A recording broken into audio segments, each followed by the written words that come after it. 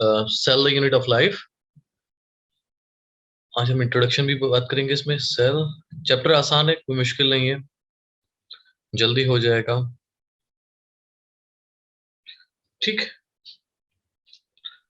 Good evening sir. Good evening. Start कर दें फिर? Yes sir. Yes sir. ठीक है बच्चे। तो बच्चों चैप्टर का नाम क्या है? Cell the unit of life. सबको मालूम है, इसमें जल्दी जल्दी पढ़ेंगे थोड़ा सा। कि सबसे पहले क्या है? What is cell? Structure and functional unit of life, यही तो है। Yes sir. है ना? तो इसको जल्दी से हम लोग लिख लेते हैं। What is cell? It is structural and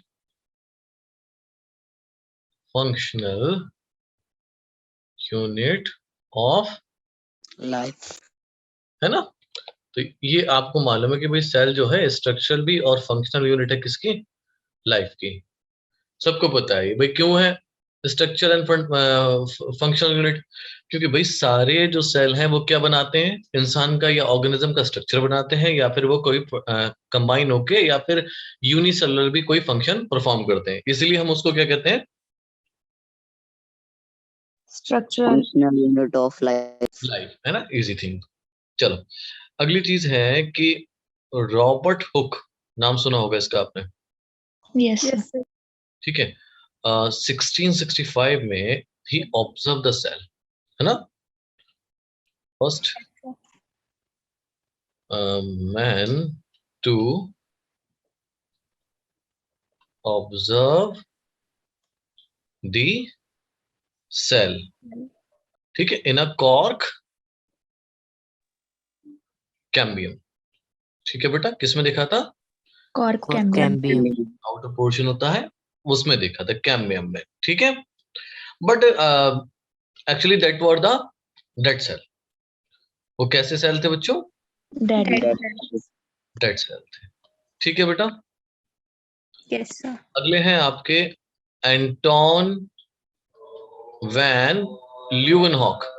सुना है नाम इनका आपने? Yes sir. ल्यूवेनहॉक। देखो इन्होंने खुद एक माइक्रोस्कोप डिजाइन करा था। ठीक है, इन्होंने अपना इन्वेंशन ऑफ माइक्रोस्कोप के साथ क्रेडिट जो है इनको जाता है, एंटोन वॉन ल्यूवेनहॉक को। तो he observed the living cell, है ना? लिविंग सेल जैसे बैक्टीरिया है, प्रोटोप्लास्ट है, प्रोटोजोआ है, आरबीसी है। ये सब किसने देखे थे बच्चों? Anton von Anton von Leeuwenhoek. Protozoa, RBC, bacteria. अच्छा ये ड्रैपर थे। ड्रैपर जानते हो बेटा क्या कौन होते हैं? जो कपड़े नहीं बेचते हैं उनको हम लोग क्या कहते हैं बेटा? ड्रैपर्स। ड्रैपर्स। तो वो क्या करते हैं बेटा? महीन देखा करते हैं अपने उससे कि कपड़े में कितनी बारीकी, कितना कीमती कपड़ा है। पहले टाइम में वो देखा करते हैं लेंसेज का। तो इन्हें लेंसेज का शौक था, इन्होंने इतना शौक था कि इन्होंने खुद भी माइक्रोस्कोप बनाना शुरू कर दिया था। ठीक है, तो then he observe the living cell. अगले साइंटिस्ट हैं बेटा Robert Brown. Very good, Robert Brown. तो Robert Brown in 1831 observe the nucleus, है ना? तो he is credited for the observation of nucleus. ठीक है, तो यहां तक तो ये रहा। ठीक है, अब मैंने आपको बताया कि भाई एंटोन ल्यूवेनहॉक जो थे, ठीक, इन्होंने क्या करा था? खुद माइक्रोस्कोप बनाया क्योंकि इन्हें लेंसेज का बहुत शौक था, ये बताया। इसीलिए इनको क्या कहा जाता है? Father of microscope. माइक्रोस्कोपी। ठीक है। यस।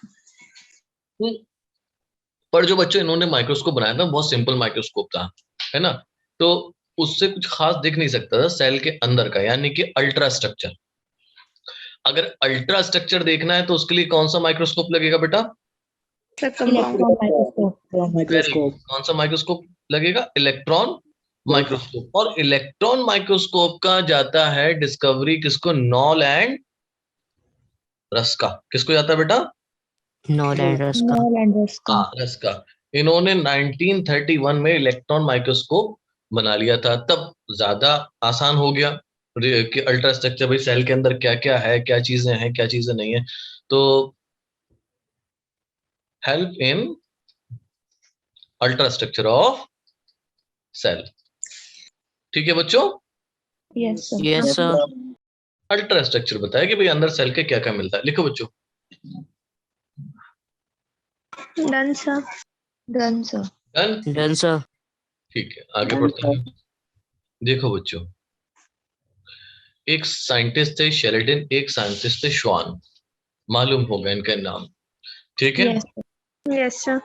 दोनों ही अपने टाइम के बहुत ही दिग्गज साइंटिस्ट। पूरा नाम था शेल्डन का मैथियास शेल्डन, और श्वान का नाम था थोडरे, और सेल है ना। एक आपके बॉटनिस्ट थे, एक आपके जूलॉजिस्ट। ठीक है, अभी मैं एक बात लिखाता हूं, M Matthias Sheldon.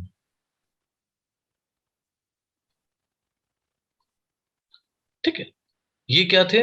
He was a German botanist. German botanist.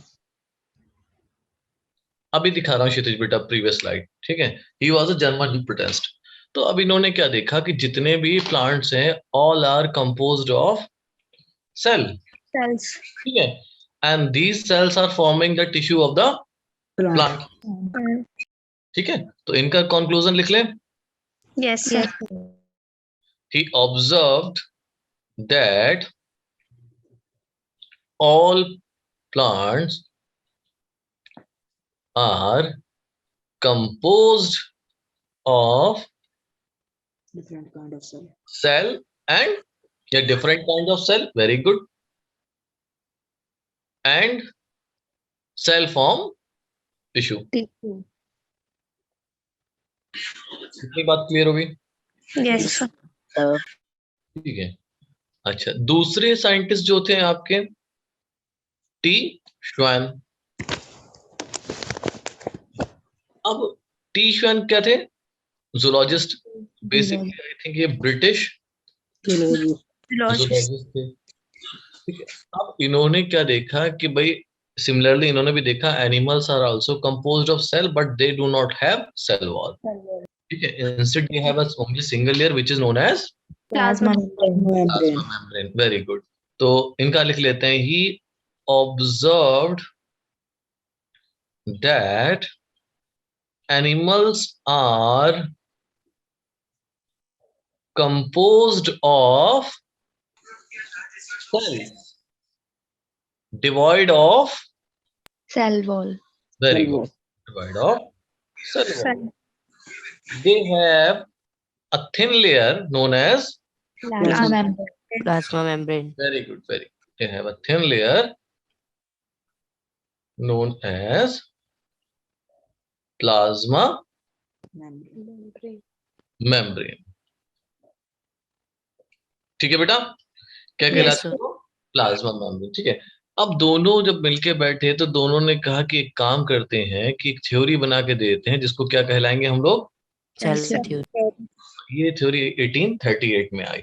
ठीक है, अब इस सेल थ्योरी में दोनों ने मिलके क्या बात कही कि ऑल लिविंग ऑर्गेनिजम्स, जितने भी दुनिया में जिंदा ऑर्गेनिज्म है, are composed of Cells. Cells and their by product. Very good. ठीक है, ये क्या हो गई? Cell theory. Theory. ठीक है, Yes, sir. कोई दिक्कत? No, sir. चलो लिख लो बेटा।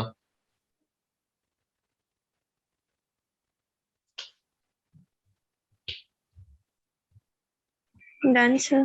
डन, सबने लिख लिया? No, sir. No, sir.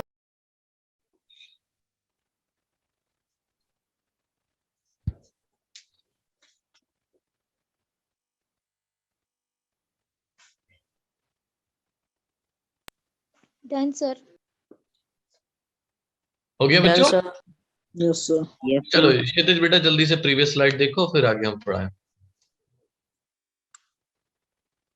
Done, sir. Done. अच्छा देखो, इनमें एक एक्सेप्शन है जिसको हम लोग बोलते हैं viruses are exception to the cell theory because they are acellular structure.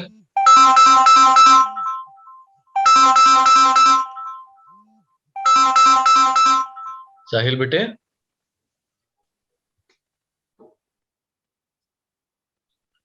चलिए, हो गया?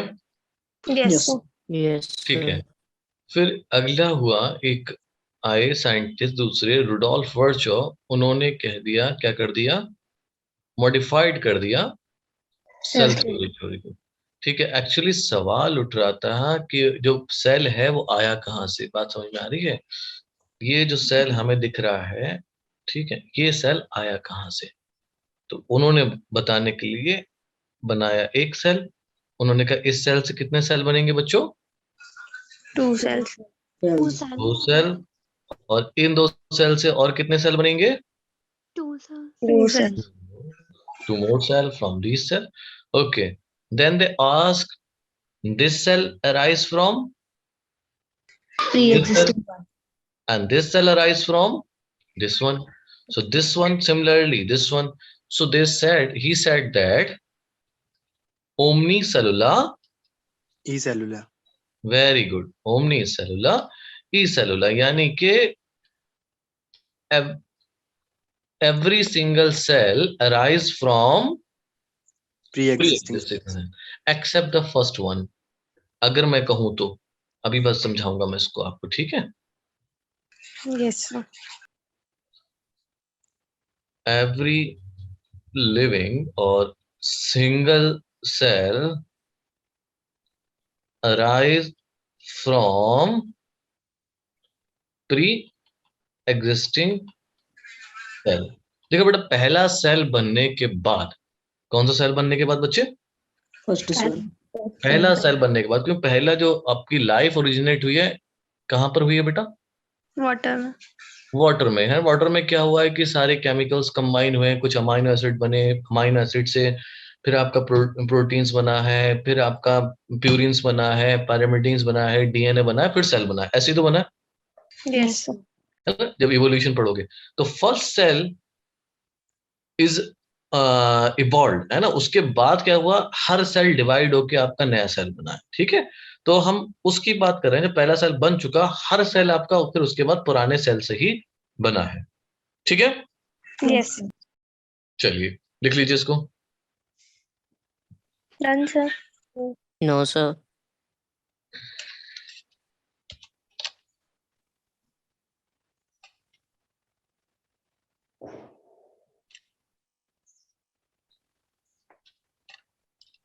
Done, sir.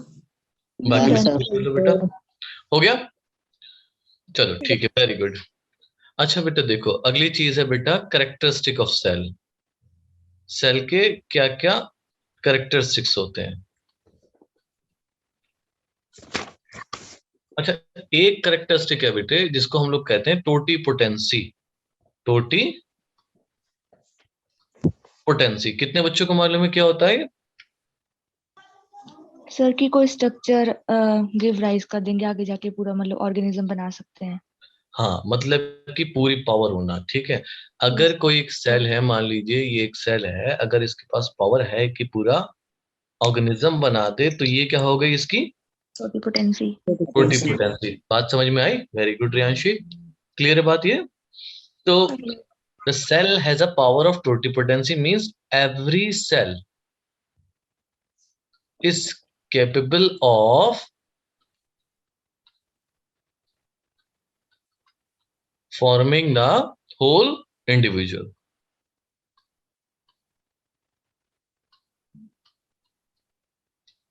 ठीक है बेटा? Yes sir.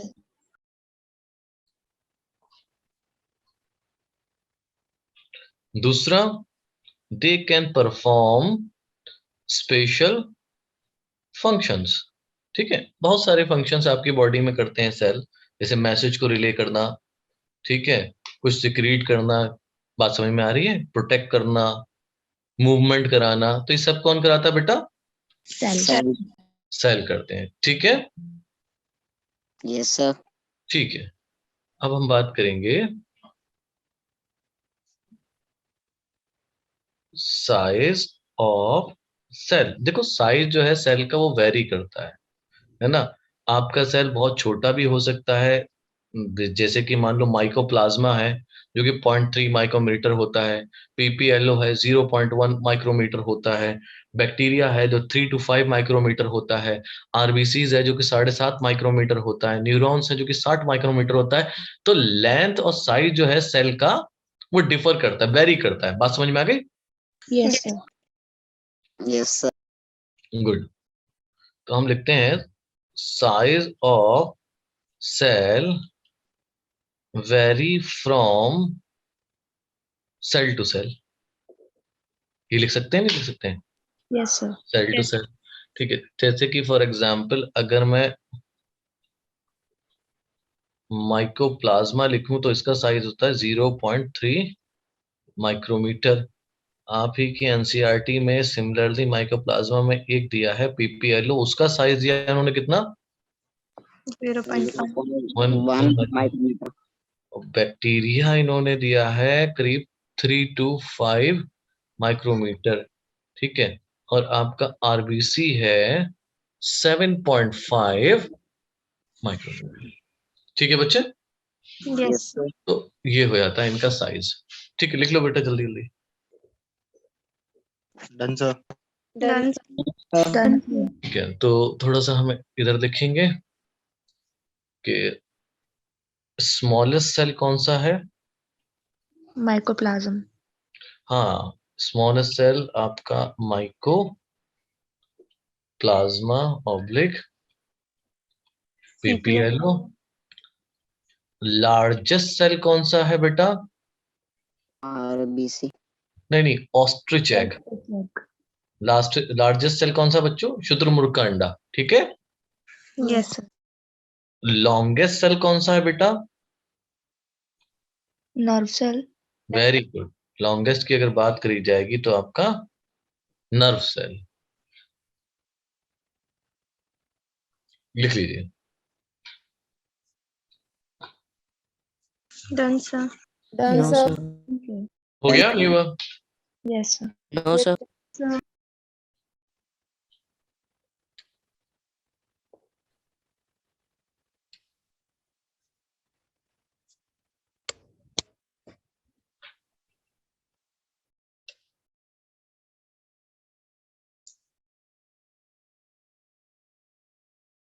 Done, sir.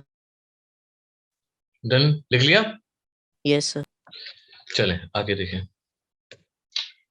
अगला है आपका shape of cell. Shape of cell, देखो शेप ऑफ सेल वेरी करेगा, ये भी आपका वेरी करता है, ठीक है। कुछ सेल होते हैं जैसे कि आपका अमीबॉइड। अमीबॉइड का मतलब अमीबा के शेप के, है ना। इवन अमीबा खुद अमीबॉइड शेप का है।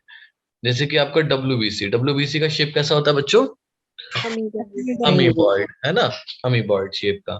और आपका biconcave RBC. RBC. RBC, है ना। कौन से होते हैं? RBC. Branched nerve cell. Nerve cell, है ना। डेंड्राइट्स निकलते हैं ब्रांचेस में से, हेक्सोनाइट निकलते हैं Yes, sir. ब्रांच। इवन हम लोग बहुत सारे सेल हमने पढ़ेंगे जब स्ट्रक्चरल ऑर्गेनाइजेशन, तो पढ़ा दिया आपको ना, क्यूबॉइडल भी होते हैं ना, yes sir. Yes, sir. Even columnar भी होते हैं, और इवन पॉलीगोनल भी होते हैं ना। बहुत डिफरेंट डिफरेंट तरीके के हमें सेल मिल जाएंगे। लिख लो बच्चों। Done, sir. Done sir. लिख लिया बेटा सबने? Yes, sir. No, sir. चलो लिखो जसप्रीत।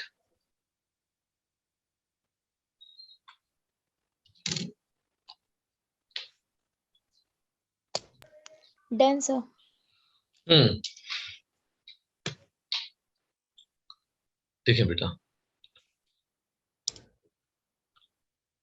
आपके सेल में बहुत ही इंपॉर्टेंट चीज पाई जाती है, जिसको हम ये मान लो कोई एक सेल है, ठीक है, और ये दूसरा सेल है, ठीक है, एक ये है और एक ये है, ठीक है। इसमें क्या है और इसमें क्या है फर्क? न्यूक्लियस का। किसका फर्क है बेटा? वेल डिफाइंड न्यूक्लियस का। वेल डिफाइंड न्यूक्लियस का, ठीक है। हमें दो तरीके के सेल मिलते हैं on the basis of their nucleus, nucleus है ना। अगर किसी में वेल डिफाइंड न्यूक्लियस मिल रहा है, जैसे कि इस सेल में, तो हम उस सेल को क्या कहते हैं? Eukaryotic cell. Eukaryotic cell. अगर हमें नहीं मिलता है वेल डिफाइंड न्यूक्लियस, तो हम उसे क्या कहते हैं बच्चे? Eukaryotic cell. Prokaryotic cell. I think ये तो बहुत आसान है, सबको पता होगा, ठीक है बेटा। यस तो पता है, तो हम एक काम करते हैं, पहले प्रोकैरियोटिक सेल के बारे में पढ़ लेते हैं। What are prokaryotic cell?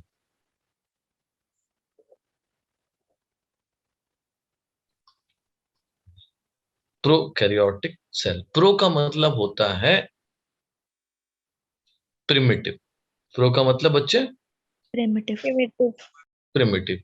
Carrion का मतलब न्यूक्लियस। न्यूक्लियस। अगर किसी के पास प्रिमिटिव न्यूक्लियस होगी, ऐसा सेल क्या कहलाएगा बच्चे? Prokaryotic cell. प्रोकैरियोटिक सेल, ठीक है। अब इनमें कौन कौन आते हैं? देखो बेटा, इनमें आते हैं बैक्टीरिया, ठीक। भाई हमने किंगडम मोनेरा पढ़ा है, यस सर। ठीक है। सब डाल दो इसमें, क्योंकि वो सबके सब किस में आ जाएंगे? प्रोकैरियोट में। बैक्टीरिया, दूसरा साइनोबैक्टीरिया। और आपके तीसरे माइकोप्लाज्म। बस, ठीक है। बैक्टीरिया में दोनों आ गए, आर्की बैक्टीरिया, यू बैक्टीरिया। बात समझ गए मेरी? यस यस ना, सर। तो और उससे भी छोटा होता है एक पीपीएलओ, ठीक है। तो ये चारों के चारों क्या करते हैं? आपके प्रोकैरियोटिक सेल के एग्जाम्पल है। देखो, अब जो भी सेल छोटा होगा, है ना, स्मॉलर है ये, तो वो क्या करेगा? रैपिडली मल्टीप्लाई करते हैं। तो इनको हम क्या लिखते हैं? These are smaller cell and rapidly multiply, है ना, बहुत तेजी से ये मल्टीप्लाई करते हैं, ठीक है। चलो, अब अगर इनका स्ट्रक्चर बनाया जाए, तो इनके स्ट्रक्चर में आपको क्या मिलेगा? जरा ध्यान से देखिएगा। ये हम लोग इनके स्ट्रक्चर में, सेल स्ट्रक्चर की अगर बात करें, दूसरे हेडिंग से लिखते हैं, इसको मिटा देते हैं।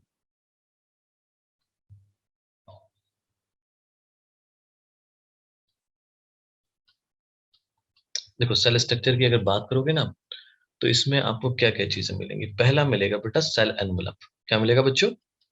Cell envelope. यानी कि सेल को कवर करने वाला स्ट्रक्चर, ठीक है। दूसरा मिलेगा बेटा न्यूक्लियोइड, वो रीजन जहां पर साइटोप्लाज्म और डीएनए एक साथ पाया जाता है। तीसरा आपको मिलेगा राइबोसोम। चौथे आपको मिलेंगे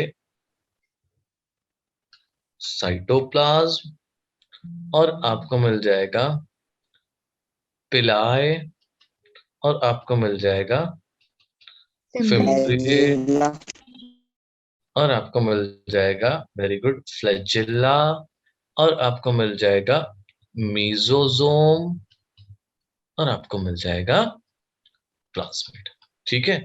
ये आपको किस में मिलेंगे? Prokaryotic cell. प्रोकैरियोटिक सेल में, ठीक है। लिखो बच्चों उसको। Done sir. Done. No sir. जिनका नहीं हुआ लिख लो बेटा। Done sir. Done sir. Done, सबने लिख लिया बेटा? Yes sir. यस। ठीक है। अच्छा चलो आगे देखते हैं। देखो, अब सबसे पहले हम क्या करते हैं, इनका बनाएंगे सेल एनवलप। इस तरीके से बना लेते हैं, जिससे कि पूरा बैक्टीरिया कवर हो जाए। देखो, सेल एनवलप में 3 लेयर आती हैं। कितनी लेयर आती हैं बच्चों? 3 3 layers। लेयर। यस। layer। ना?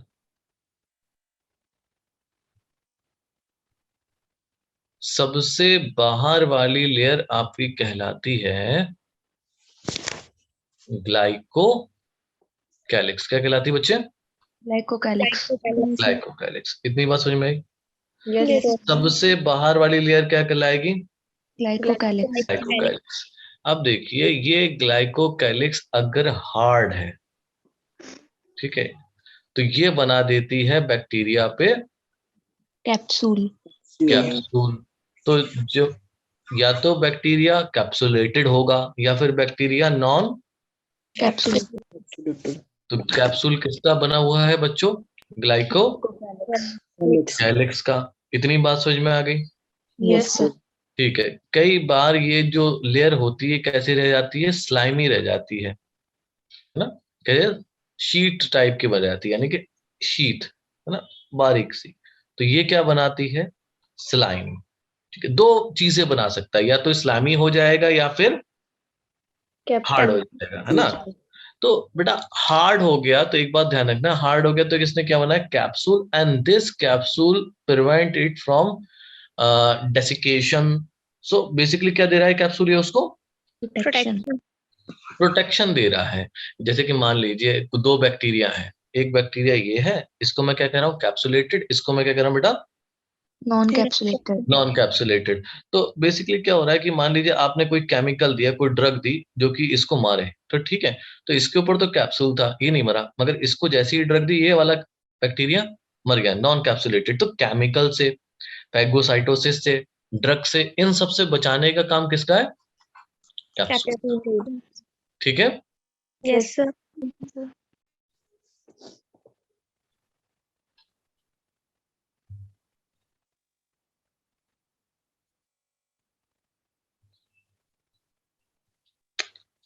फैगोसाइटोसिस। क्लियर होगी बात बच्चे? Yes, sir. ठीक है बेटा।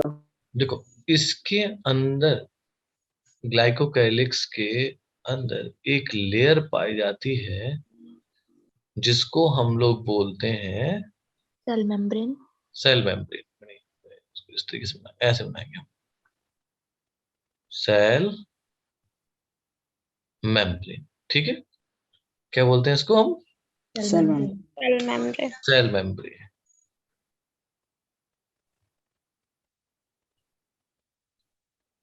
यानी सेकेंड लेयर तो आपकी सेल वॉल होगी ना बेटा, इसके अंदर आएगी बेटा क्या? Cell membrane. ठीक है ना? इसके अंदर जो आती है ग्लाइकोकैलिक्स के अंदर जो सेकंड लेयर होगी वो आपकी सेल वॉल होती है। सेल वॉल जो होगी वो आपकी डेड होगी, रिजिड होगी, डेड है और Rigid. रिजिड है। बेसिकली काम क्या है इस cell membrane, sorry cell wall का, कि ये क्या करती है? Maintain the shape of the cell, maintain the Shape of the cell. Shape of the cell. ठीक है। एंड प्रोटेक्शन, जैसे कि मान लीजिए जिनके पास सेल वॉल नहीं होता तो उनका बस्टिंग का चांस बहुत ज्यादा होता है अगर उन्हें हाइपोटोनिक सॉल्यूशन में डाल दिया जाए, है ना? तो प्रोटेक्शन भी देती है। तीसरी बात क्या है कि जो आपकी सेल वॉल होगी ये आपका एक सपोर्ट देगी to the cell.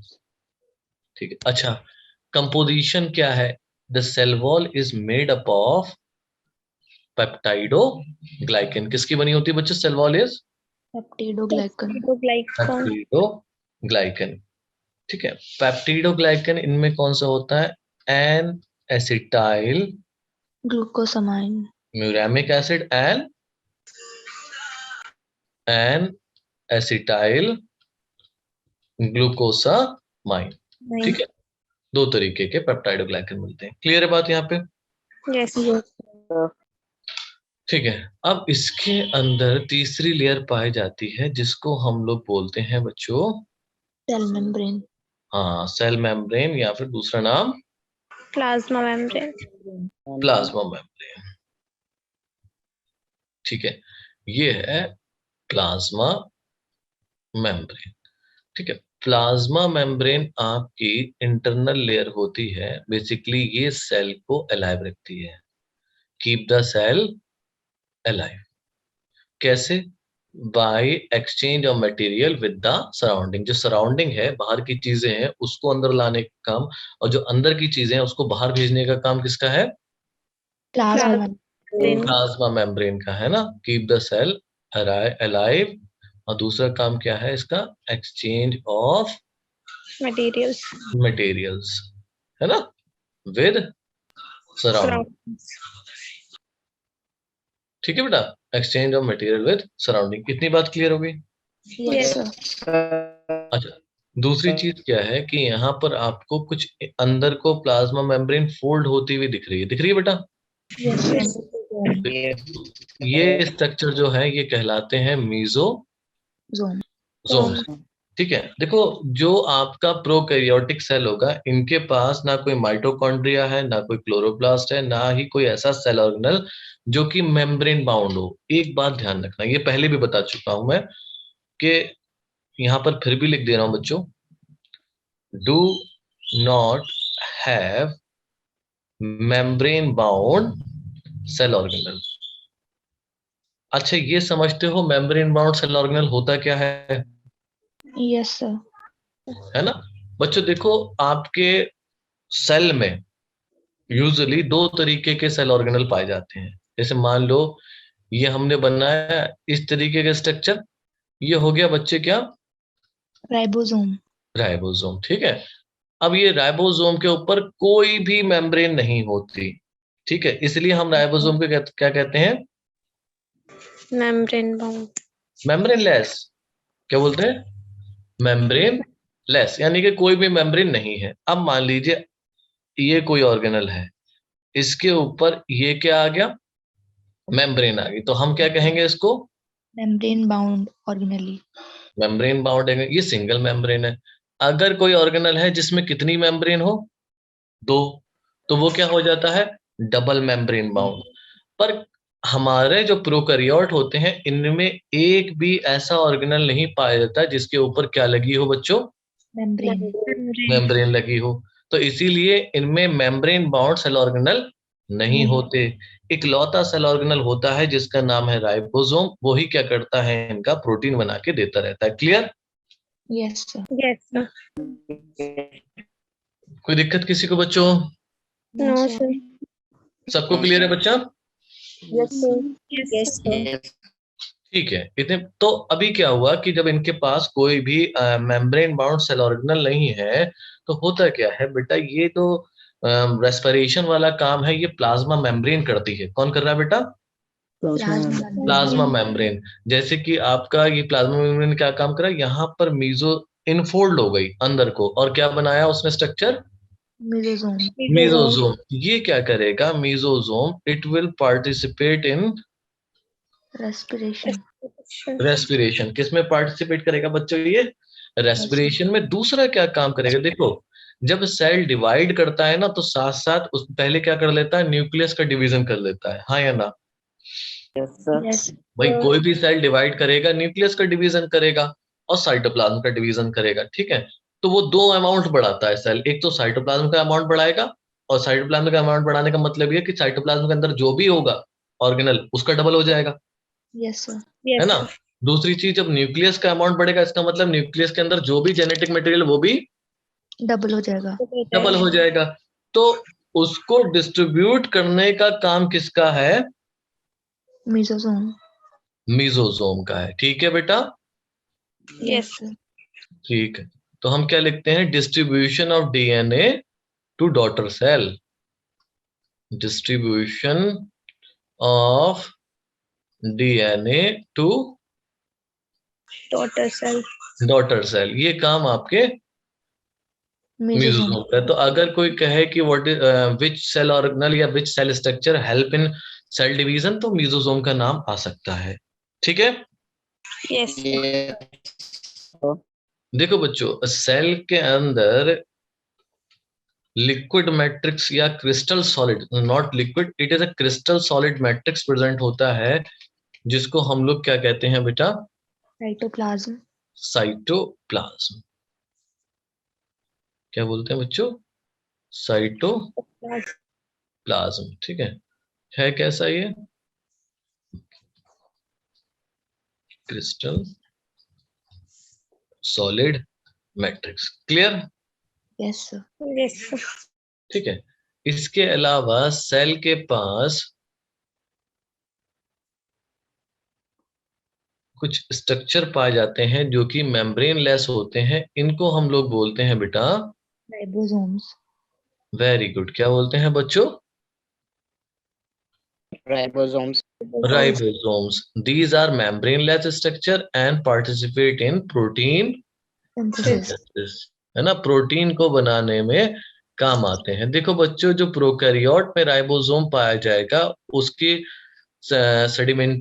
Sediment coefficient होता है 70s। कितने कैसे पाए जाते हैं? 70s। 70. 70s। हर हर राइबोसोम आपका 2 सब यूनिट से बना होता है, एक स्मॉलर एक लार्जर। इसीलिए हमने पीछे भी 2 गोले बनाए थे, ध्यान करो, बनाए। ठीक, Yes, sir. तो यहां पर भी 2 सब यूनिट आएंगी, एक स्मॉलर और एक आपकी लार्जर। ठीक है। अब जरा मजेदार बात यह है, इनकी 2 सब यूनिट को आप अलग अलग करोगे तो कुछ कैलकुलेशन बैठती नहीं है। स्मॉलर आपकी आती है 50s। 30s, सॉरी 50 नहीं, 30s, एंड लार्जर आती है आपकी 50s। टोटल वैसे इनका बैठता है 80 जब इनको सेडिमेंट करके अलग अलग करते हैं, पर जब इनको एक साथ देखते हैं तो कितना आता है? 70s। 70s। ठीक है। Yes, sir.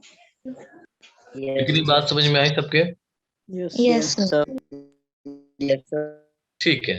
देखो, ये जो रीजन है जहां पर आपका डीएनए पाया जा रहा है, ठीक है, ये कहलाता है न्यूक्लियोइड। ये जो मेन डीएनए है, ये वाला रीजन, ठीक है, Yes, ये sir. क्या कहलाएगा बच्चों?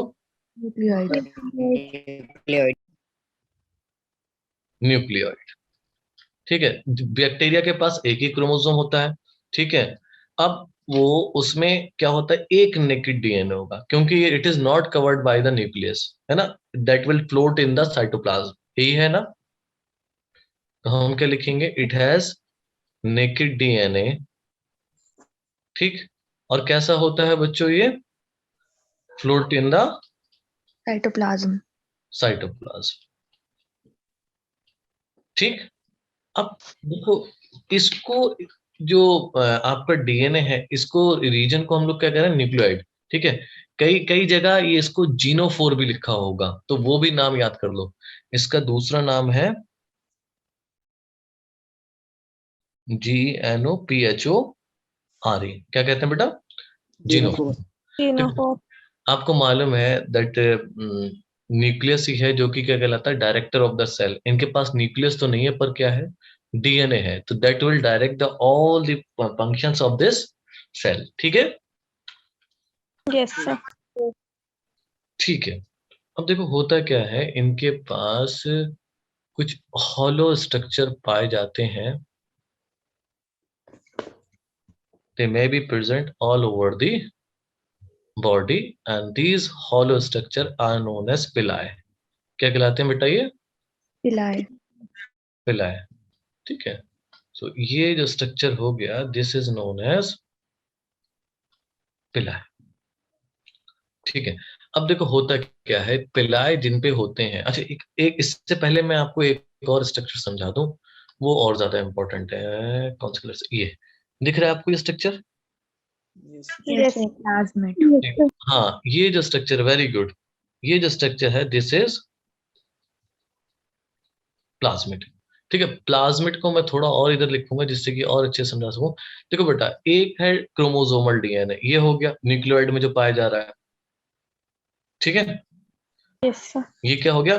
Chromosomal DNA. क्रोमोसोम के अलावा जो भी डीएनए पाया जाएगा उसको हम लोग क्या बोलेंगे? प्लाज्मिड। प्लाज्मिड। ठीक है। तो इसीलिए प्लाज्मिड को हम लोग बोलते हैं extra chromosomal. Chromosomal unit of DNA. Chromosome के अलावा जो बाहर का डीएनए है उसमें, उसको हम लोग कहते हैं extra chromosomal unit of DNA. देखो, प्लाज्मिड है, डीएनए ही है, मगर क्रोमोसोम का नहीं है, इसलिए कि इसको क्या बोला बच्चों? Extra chromosome. Extra chromosome. अब एक बात समझना बेटा, कोई दिक्कत तो नहीं हो रही किसी को? सब बच्चों बताओ मुझे, किसी को कोई दिक्कत तो नहीं है अब तक? No, sir. No, sir, नहीं। ठीक है। अच्छा सुनो, देखो ये प्लाज्मिड जो है ना, ये हर बैक्टीरिया में नहीं मिलेगा, ये हर बैक्टीरिया में नहीं मिलेगा, पर जिनमें भी मिलेगा ये प्लाज्मिड कुछ प्रॉपर्टीज देता है। जैसे कि मान लीजिए resistance to certain antibiotics, resistant to certain antibiotics. दूसरा फर्टिलिटी, ठीक है।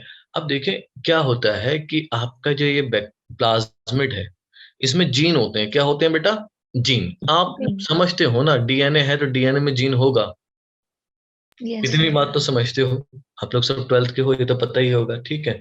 अब जैसे मान लीजिए कोई प्लाज्मिड है, ये बैक्टीरिया के अंदर प्रेजेंट है, इसके पास एक जीन है जिसका नाम है एम्पिसिलिन रेजिस्टेंट। दूसरा एक जीन है जिसका नाम है बेटा टेट्रासाइक्लिन। ये आपने बायोटेक्नोलॉजी वाले चैप्टर में भी पढ़ा होगा, पढ़ा है यस सर, पढ़ा है ना, पढ़ा होगा। तो मान लीजिए अगर किसी बैक्टीरिया के अंदर ये प्लाज्मिड है, तो ये कौन सी एंटीबायोटिक से रेजिस्टेंट हो गया? और Tetracycline. टेट्रासाइक्लिन से, है ना। तो अब अगर मैं इसको एम्पिसिलिन दूंगा तो इस पे कोई असर नहीं पड़ेगा, ये मरेगा भी नहीं, ठीक है। तो जब ये मरेगा नहीं तो मैं क्या लिखा कि भाई जो एंटीबायोटिक मैं दे रहा हूं उससे क्या हो गया, ये Resistant. रेजिस्टेंट हो गया। इतनी बात समझ में आई? Yes. ठीक है भाई। फॉर एग्जाम्पल मैं छोटा सा एक एग्जाम्पल दूं कि मान लीजिए कोई दो स्टूडेंट है हमारे पास, किसी को भी पकड़ ले रहा हूं मैं, एक आपका निशांत है और दूसरी रियांशी है, ठीक है। अब निशांत और Riyanshi both are suffering from, ये एग्जाम्पल है बेटा, ठीक है। Yes, sir. हाँ, इसको अदरवाइज मत लेना, ठीक है। Both are suffering from typhoid for example, है ना। So they both went to see the same doctor, दोनों ही सेम डॉक्टर के पास गए, ठीक है। And doctor prescribe the same antibiotics both of them. बात समझ में आ रही है? Yes, sir. ठीक है। Nishant got well soon, Nishant की तो तबीयत ठीक हो गई, ठीक है। निशांत गॉट वेल सून, है ना। बट रियांशी डिड नॉट, ठीक है। ऐसा क्यों? Because of the plasmid. There is a possibility that the bacteria that cause the disease to the Riyanshi might have plasmid, है ना। क्या हो सकता है उसके पास? plasmid, and that plasmid was giving antibiotic resistance. अभी बात थोड़ी क्लियर हुई? Yes, sir. ठीक है। एंड दूसरी चीज क्या है बेटा? कुछ पूछ रहे थे? No sir. नहीं नहीं, ठीक है, चलो।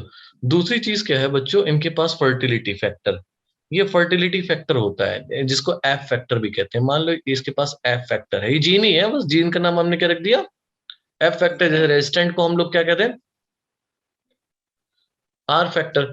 तो fertility factor is responsible for the formation of pili. किसके काम आता है बेटा ये? Formation of pili.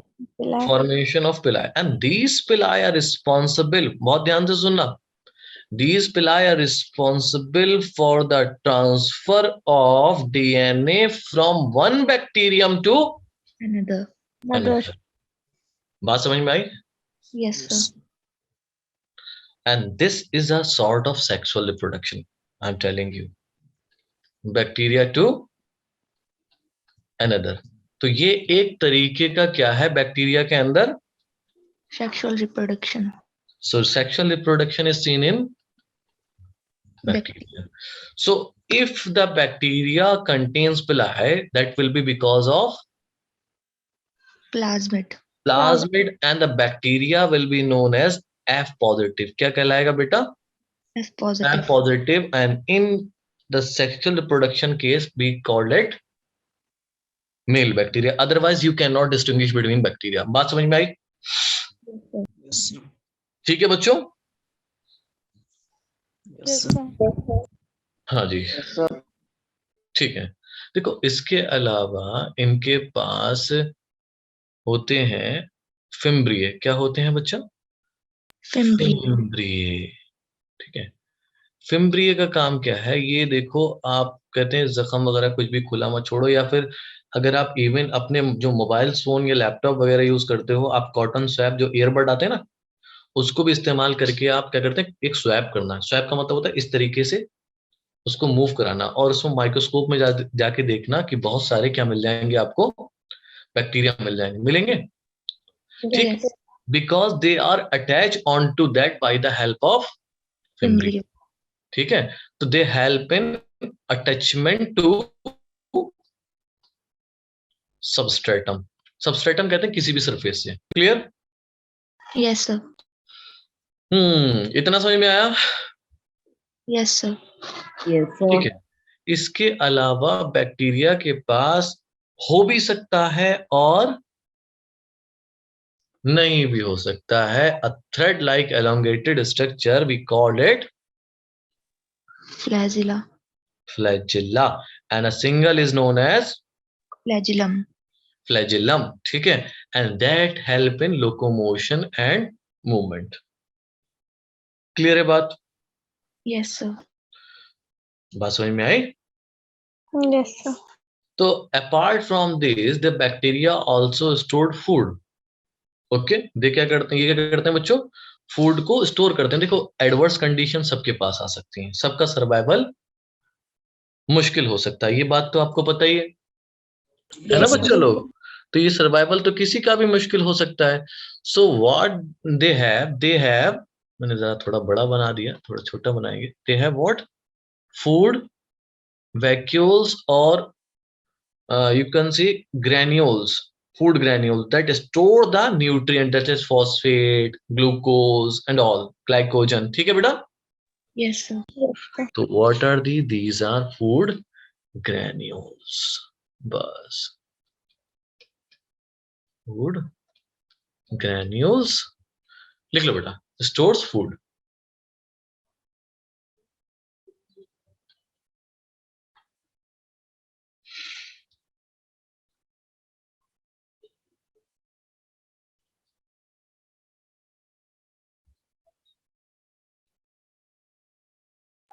done sir done, सबने लिख लिया। So, Yes, sir.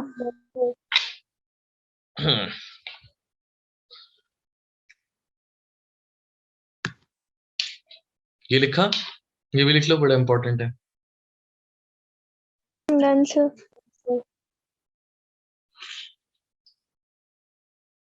लिखा बच्चों सबने, done sir dance. ओके बेटे। देखो अगला हम लोग पढ़ेंगे कौन सा सेल बच्चे, Eukaryotic. Eukaryotic cell eukaryotic cell, है ना।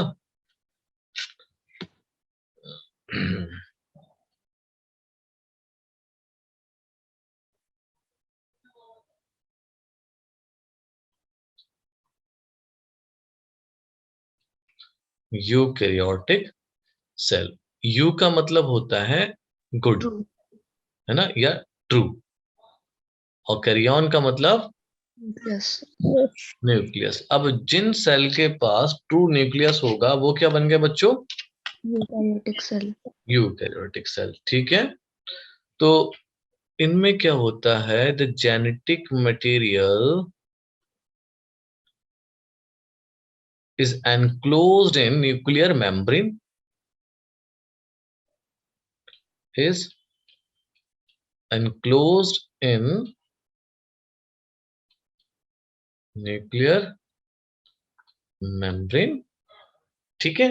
and genetic material that is DNA is organized into, organized होके क्या बन जाता है बेटा उसमें, डीएनए क्या बना देगा बेटा, chromosome yes sir into chromosome, और क्रोमोसोम जब डीकंडेंस होता है तो वो क्या बना देता है, chromatid very good, chromatin, chromatin, ठीक है। yes sir So we have two kinds of eukaryotic cell we usually study, that is plant cell and animal cell। But वैसे तो हमारे पास यूकैरियोटिक सेल तीसरा कौन सा है, तो चार है यूकैरियोटिक सेल अगर देखे जाए किंगडम के हिसाब से, प्रोटिस्टा, फंजाई, प्लांटे और एनिमल एनिमेलिया। पर आपको डिफरेंशिएट किस में याद करना है इस चैप्टर के अकॉर्डिंगली? प्लांट प्लांटे सेल और एनिमल में। इसको लिख लो, फिर हम जल्दी से डिफरेंस लिख लें। Done sir. Sir done. Done. चलिए आगे देखते हैं हम।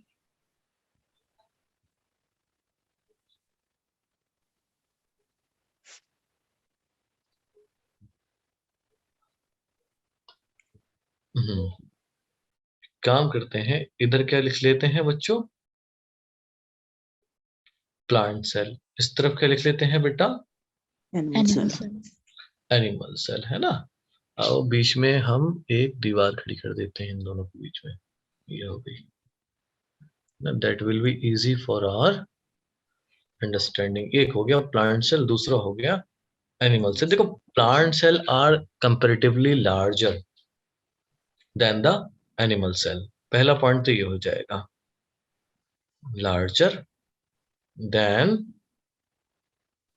Animal cell. ठीक है बेटा। Yes sir. Yes, ये sir. आपके स्मॉलर होते हैं, ठीक है Yes sir. है ना। दूसरा, ये आपके रिजिड इन शेप होते हैं because they have Cell cell wall. Wall. ठीक है, they can often change their shape.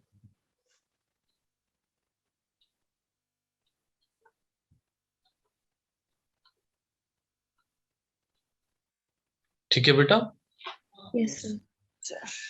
Cell wall present और यहां पर एब्सेंट। इनमें सेल वॉल नहीं होता। प्लास्टिड जैसे क्लोरोप्लास्ट, क्रोमोप्लास्ट, ल्यूकोप्लास्ट, इसमें Present. प्रेजेंट, इनमें एब्सेंट। Very good, absent. ठीक है, देखो प्लांट सेल में क्या मिलेगा? Large central vacuole, vacuole. है ना। लार्ज सेंट्रल वैक्यूल मिलता है। एब्सेंट भी हो सकता है और स्मॉल। स्मॉल मैनी वैक्यूल, या फिर कहना चाहिए था मैनी स्मॉल वैक्यूल्स। ठीक है बेटा। Yes sir. Yes sir. ठीक। लाइसोसोम यहां पर Absent. एब्सेंट होते हैं। एक पॉइंट यहां पर याद रखना, vacuole perform the function of lysosome. Vacuole perform function of lysosome lysosome. ठीक है, यहां पर हम क्या लिखेंगे? अबंडेंट लाइसोसोम, बहुत ज्यादा लाइसोसोम होते हैं। ठीक है बेटा। Yes sir. अब जरा वैक्यूल जब लार्ज होता है तो न्यूक्लियस कहाँ चला जाएगा? Periphery, towards periphery. पेरीफेरी पे चला जाएगा, है ना। तो nucleus on the Periphery. Periphery.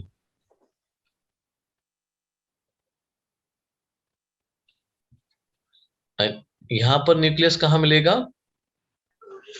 Center. हाँ सेंटर हाँ, nucleus is central.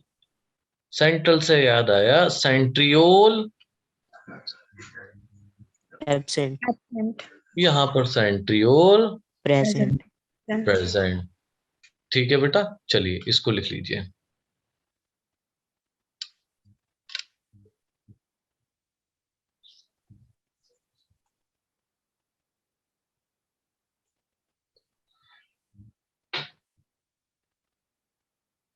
Done sir. Done sir.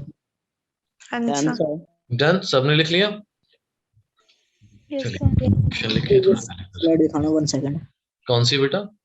Sir, इससे पिछले, इससे भी पिछले? ये इससे no sir, yes sir, yes sir, yes sir, done sir, done, ये हो गया। यस सर, क्वेश्चन देखिए। Which of the following structure is also known as genophore. A. Chromosome / DNA. B. Ribosome. C. Cytoplasm. D. Mesosome.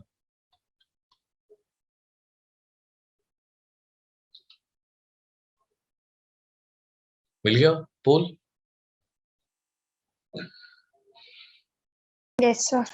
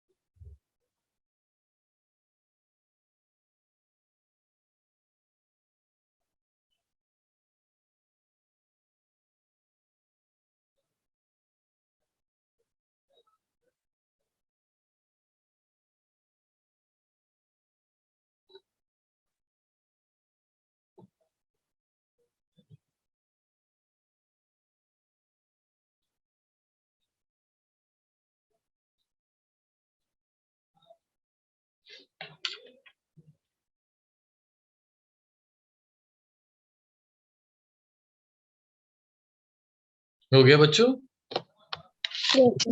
Yes, sir. ठीक है बेटा। क्या answer है बेटा? Option A, Or DNA. Option A, that is chromosome oblique DNA. Chromosome / DNA। ठीक है बच्चे, तो Yes, अब हम एक काम करते हैं, यूकैरियोटिक सेल को समझ लेते हैं कि यूकैरियोटिक सेल में क्या क्या आएगा। ठीक है, तो सबसे पहला जो स्ट्रक्चर हमें पढ़ना है यूकैरियोटिक सेल में, दैट इज सेल वॉल। क्या पढ़ेंगे बच्चों? Cell wall. हाँ, यूकैरियोटिक सेल में हम लोग पढ़ेंगे सेल वॉल। ठीक है, देखो बेटा, आपके डिफरेंट तरीके के यूकैरियोटिक सेल हैं। जैसे कि आपका, देखिए हमने प्रोटिस्टा में तो पढ़ा है कि प्रोटिस्टा में कुछ में सेल वॉल होती है, कुछ में सेल वॉल नहीं होती। ये तो पढ़ा ही है आपने। जैसे कि अगर क्राइसोफाइट की बात करी जाए तो दो आपको ओवरलैपिंग शेल्स मिलती हैं, सिलिका डिपॉजिट होती है, पता है ना आपको? Yes sir. ठीक है, तो जरा हम बात करेंगे अभी किसकी, फंजाई की और प्लांट्स की। एनिमल में तो बेटा है ही नो नहीं, सर। है ना? तो फंजाई में तो सेल वॉल है, it is composed of glucosamine chitin. And, very good, chitin. कोई दिक्कत किसी को? No sir. ग्लूकोसामाइन और काइटिन। प्लांट में जो सेल वॉल होती है उनमें बहुत सारा मटेरियल इन्वॉल्व होता है, जैसे कि पॉलीसेक्राइड हो गया, लिपिड हो गया, कैल्शियम हो गया, मैग्नीशियम हो गया, पैक्टेट हो गया, सेलुलोज हो गया, हेमिसेलुलोज हो गया, प्रोटीन्स हो गया, मिनरल्स हो गए। ठीक है, तो कितना सारा सब्सटेंसेस है। तो हम यहाँ लिखते हैं composed of variety of substances, variety of substances like, जैसे कि आपका cellulose,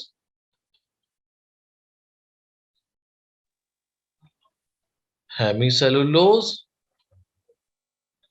calcium and magnesium, pectate,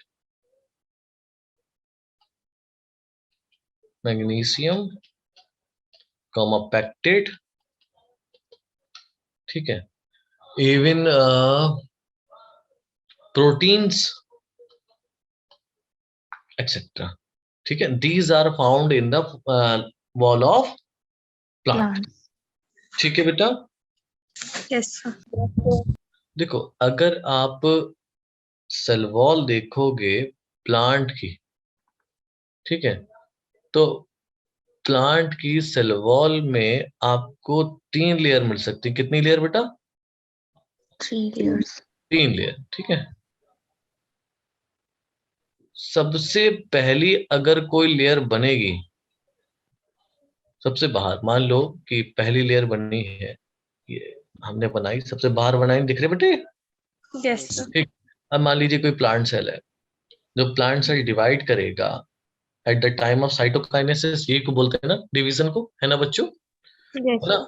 जब साइटोकाइनेसिस होगा तब आपकी पहली लेयर कौन सी बनेगी? Middle lamella. कौन सी बनेगी बेटा? Lamella. Middle lamella. सबसे पहली लेयर जो फॉर्म होगी, outermost layer, that will be known as middle lamella. कोई कंफ्यूजन? No, sir. इसको मैं इधर मिटा दे रहा हूं। ये हो गई आपकी सबसे बाहर वाली, it will be known as, it is known as Middle lamella. Middle lamella. देखो मिडिल लैमेला का काम क्या होता है भाई? 2 सेल को, बराबर के सेल को आपस में जोड़ के रखना, ठीक है। क्या करना बेटा?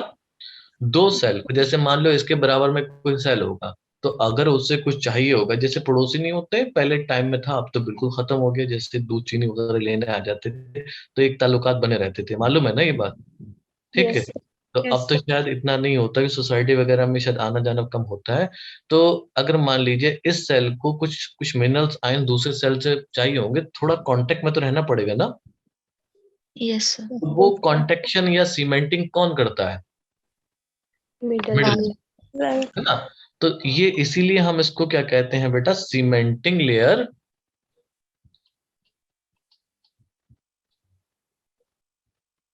सीमेंटिंग लेयर बिटवीन 2 सेल्स, ठीक है। Yes, sir. कैसी होती है बच्चों? बहुत पतली होती है, थिन होती है, बहुत पतली होती है।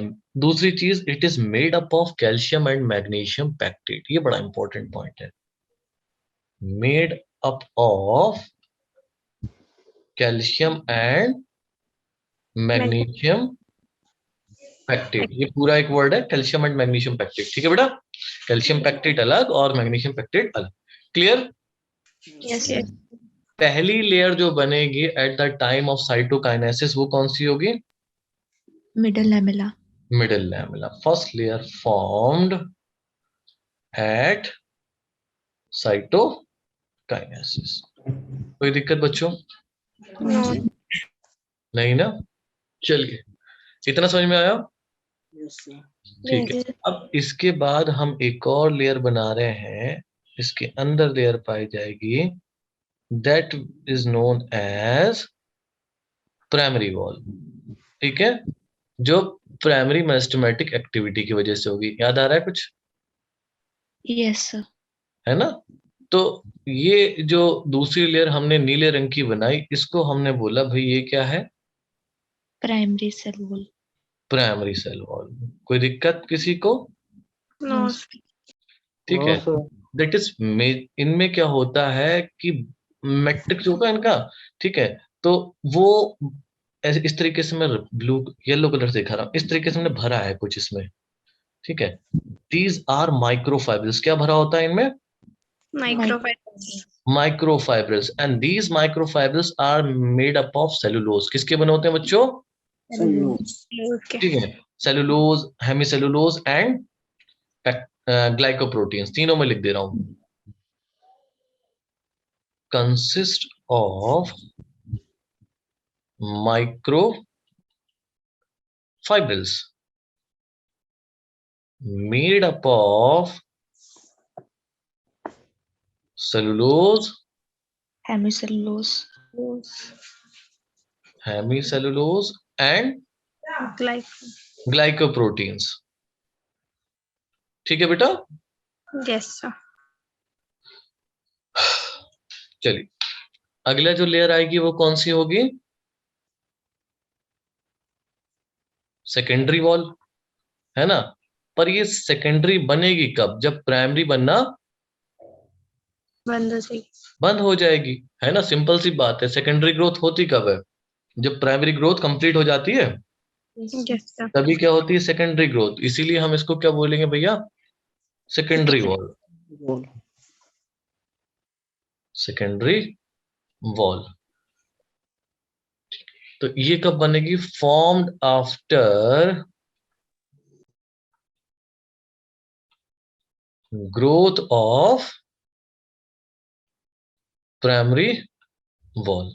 क्लियर? Yes, sir. अच्छा, इनमें सेलुलोज हाई होता है as compare to Primary. primary wall. Along with the cellulose they have lignin, suberin, tannin and all these. ठीक है? Yes, sir. They have lignin, suberin and cutin that form the cuticle. Cutin. Okay, लिख लें बस, इतना काफी है। Done, sir. Done, sir. सबने लिख लिया बेटा लोग? No, sir. लिखो लिखो, कोई जल्दी नहीं है।